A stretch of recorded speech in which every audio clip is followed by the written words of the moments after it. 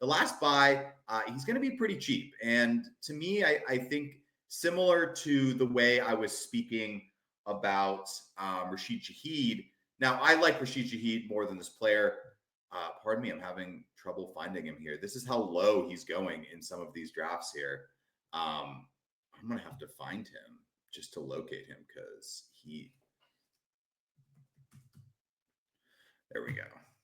Okay, wide receiver 64 going in the 14th round of startup draft, Cedric Tillman. Now, he's risky, and I don't think there's anything guaranteed with Cedric Tillman. But when it comes down to it, he's going in the 14th round, 15th, 16th. Like these numbers are even falling, right? So 14 was here, but as you can tell on the screen here, recently he's actually going in the 16th round, even 16, 12 here in the May average, according to Dynasty ADP. And for me, I get it. He had that flash in the pan, and it wasn't too, it didn't last long, right? And then Jerry Jeudy really came on the scene. But to me, it's with the Browns.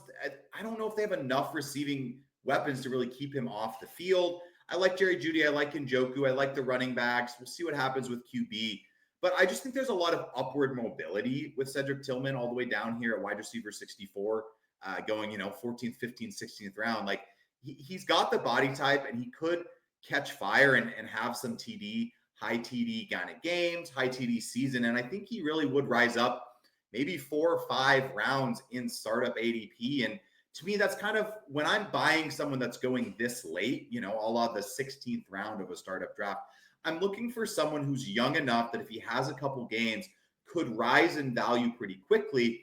And I think Cedric Tillman kind of matches that idea because we saw it last year. Then he got hurt. He got the concussion. He was basically out for the rest of the year. But if he starts off hot or has a couple good game stretch, I think his value will rise.